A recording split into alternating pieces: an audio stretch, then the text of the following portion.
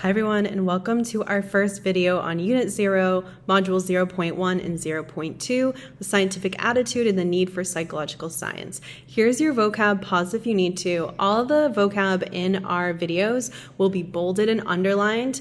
Sometimes there are italicized words. I would treat those like bolded and underlined vocab. It's just that in your textbook, they italicize them because they're not quite vocab, but they're so important that they might as well be. So let's start with the idea that some of psychology just seems like common sense. I get this a lot, and that is a pitfall of our thinking that we have to be careful. There are some thoughts that you might have that you just assume to be true because you've had confirmation bias about them enough. Like you've had the belief and then you've made the connection outside in the real world so many times that you believe it to be true. For example, sugar causes hyperactivity. You might think that that's true, and because you think that's true, you've seen numerous examples of that happening. Someone consuming sugar, particularly children, and then acting in a hyperactive way. And so you believe that to just be common sense and to be true, when in fact, that's an illusory correlation that is not, there is no scientific evidence that points to that being true. So what common sense is a collection of our beliefs that are based on our personal experiences, our culture, our human biases, a whole bunch of things that are not science. Psychology is the scientific study of an individual's behaviors and mental processes. So in order to understand things as they truly are, we need to kind of set aside those things that we just assume, and we need to start kind of at that blank slate of like, we know nothing, let's figure it out. If that common assumption might be true, it might not be. Let's test it.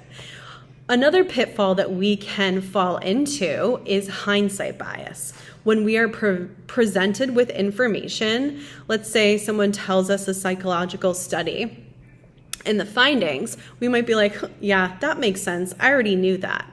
And the reality is that we didn't know that. We think that we knew it all along. So sometimes this is called the knew it all along bias. So hindsight bias is the tendency after something has occurred.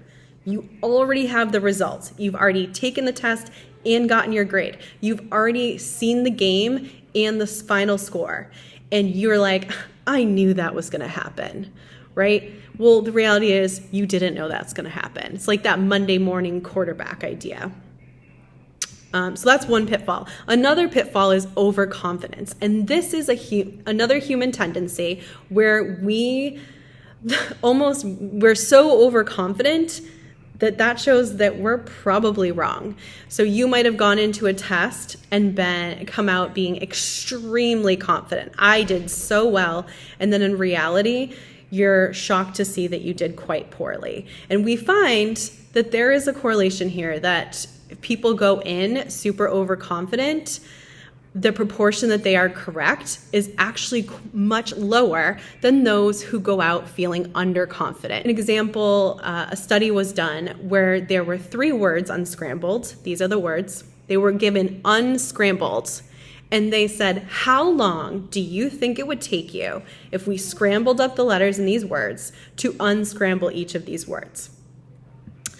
The time that they gave in the study, that the participants gave, was 10 seconds.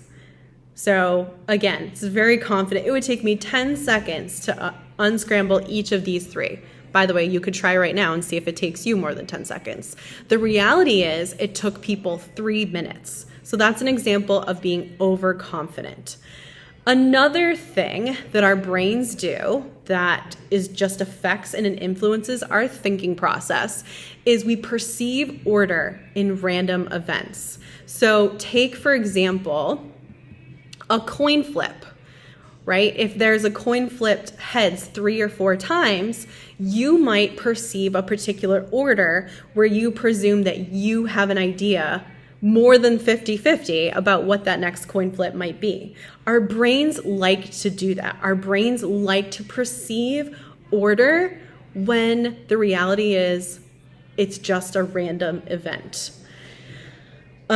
We like to see and organize our world into meaningful things when there's not really something meaningful there. So another example is we like to find human faces where they don't exist. I also like if I said like a car, right? Where are the eyes? What part of a car is the eyes, right? We create this. And we actually have a part of our brain just dedicated to finding faces. So we find faces in all sorts of things that don't actually have faces.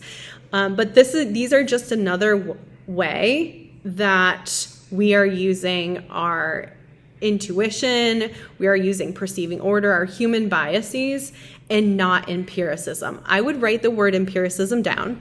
This is not a vocab, but it comes up enough. And it would be helpful to know if you don't already know what this means. Empiricism is using evidence-based reasoning. Evidence-based reasoning. That's what we want to use in scientific studies. We want to use the scientific method. So we want to take that general theory, create a hypothesis, and then test it.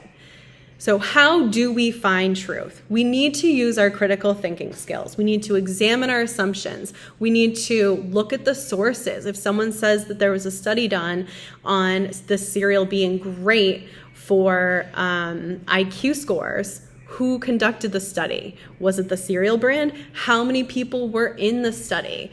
Was it representative? Was it tested by another study? Was it just one study? We need to ask all these questions, and we need to be aware of our own beliefs and biases and not assume that those beliefs and biases are truths. We need to be willing to test them. So there are 3 elements to having a scientific attitude, which is what I want you to have for this class and all the units we discuss. Number 1, to remain curious. Asking questions, not making assumptions and trying to make meaning where there might not be meaning, but being curious.